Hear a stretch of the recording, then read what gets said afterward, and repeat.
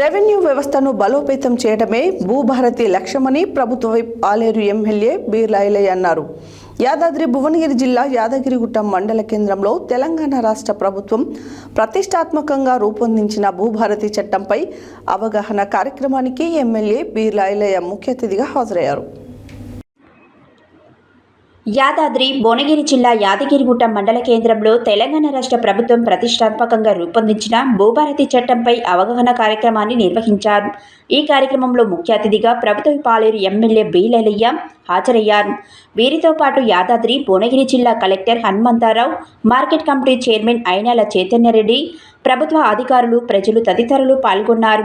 ఈ కార్యక్రమంలో ముందుగా భారత రాజ్యాంగ నిర్మాత డాక్టర్ బాబాసాహెబ్ అంబేద్కర్ గారి చిత్రపటానికి పూలమాలలు వేసి ఘనంగా నివాళులు అర్పించారు.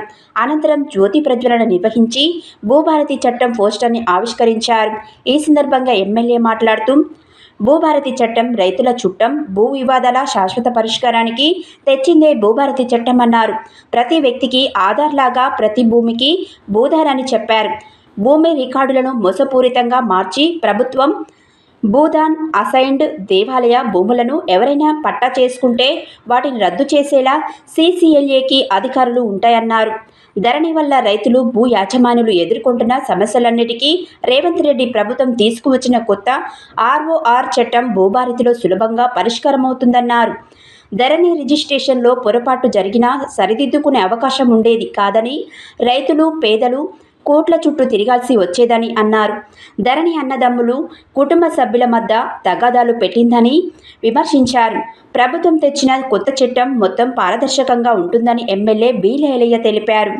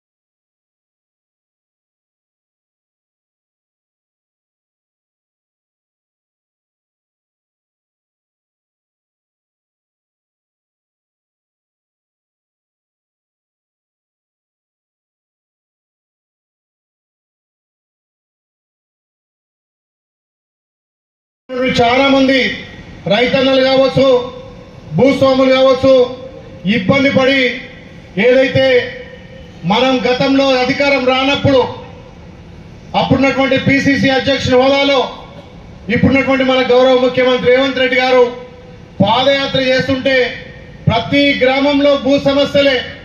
రైతన్నలు కాళ్ళ వెళ్ళబడి మాకు ఈ సమస్య ఉంది, తప్పకుండా రేపు మీరు అధికారంలోకి వస్తారు, అధికారం రాగానే ఈ ధరణి చట్టాన్ని బంగాళాఖాతం లేసి భూభారతి చట్టం తెస్తా అని చెప్పి మాట ఇచ్చినటువంటి గౌరవ ముఖ్యమంత్రి రేవంత్ రెడ్డి గారు మా రైతన్నల పక్షాన, మా భూస్వాముల పక్షాన ధరణి రద్దు చేసి ఇవాళ భూభారతి చట్టం తెచ్చిండు. ధరణిలో ఉన్నటువంటి లోపాల గురించి పెద్దలు చాలా విషయాలు చెప్పారు. ఆ ధరణి వల్ల ఏ ఒక్క రైతైనా సమస్య ఉంటే MR ఆఫీస్కి వచ్చి అడిగితే MRO నా చేతులు లేదు, RTO తానుకో అంటాడు.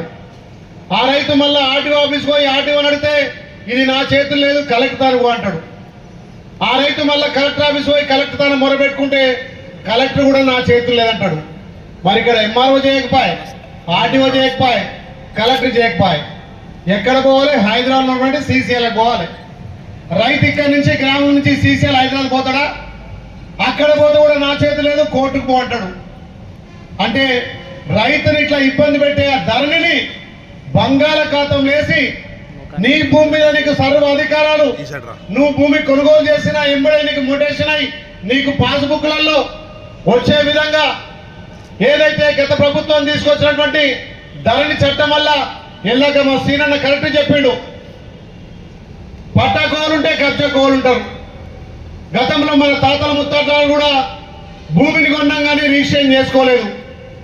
అప్పుడు మనుషులకు విలువలుండే, భూములకు విలువలు లేకుండే.